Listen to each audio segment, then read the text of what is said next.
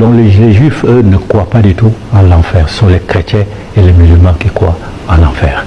Et qui croient également au paradis, où il y a des jardins, où il y a les fruits que l'on offre aux hommes, etc., etc.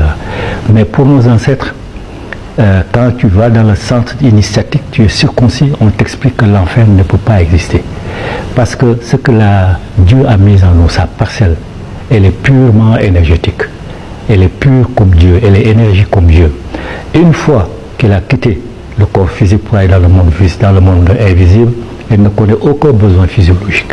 Il n'a jamais faim, il n'a jamais soif, etc. D'ailleurs, personne n'a jamais vu nos ancêtres chercher un feu de bois pour se réchauffer, chercher l'ombre d'un baobab pour se mettre à l'abri, chasser pour manger, chercher l'eau, une source d'eau pour boire ou s'accoupler. Personne n'a jamais vu ça. Parce que de l'autre côté, aucun besoin physiologique n'existe.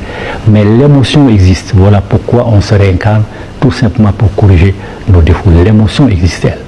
Donc à partir du moment où aucun besoin physiologique n'existe de l'autre côté, à partir du moment où le corps physique n'est pas reconstitué, il est évident que l'enfer ne peut pas exister. Les renaissances d'une âme primaire se comptent sur les doigts de la main. On les reconnaît parce qu'elles sont très impulsives. Elles agissent sans réfléchir. En somme, elles apprennent la vie sur Terre. Les jeunes âmes vivent un peu moins dans l'instinct, mais elles sont d'une grande passivité. Elles ne travaillent pas, elles ne se gèrent pas, elles se victimisent souvent, elles ne sont pas autonomes, elles s'arrangent pour que quelqu'un paye tout pour elles. Elles sont très dépendantes des autres et il va sans dire qu'elles ne sont pas du tout ouvertes à la spiritualité. Puis on a un déclic d'autonomie, on devient indépendant, on s'assume enfin. Le problème, c'est qu'on donne la priorité à l'argent. La plupart des âmes qui peuplent cette terre sont pour l'instant des âmes adultes.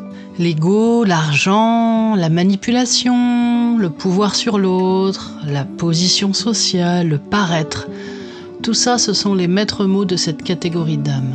Les âmes adultes n'ont aucune spiritualité, elles sont même allergiques aux gens spirituels. Mais elles vont évoluer quand elles se tourneront vers les autres. On fait ensuite partie des âmes dites élevées. On sort du jeu, on se tourne vers l'autre. L'âme évoluée comprend qu'elle est là pour évoluer et progresser. On observe une nette ouverture au spirituel.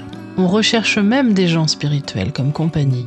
On retrouve souvent les âmes élevées en tant qu'aidants dans les associations. Elles sont souvent curieuses et parfois en formation toute leur vie. La vieille âme est au service des autres. Elle a spontanément de grandes connaissances spirituelles de par toutes ses incarnations précédentes.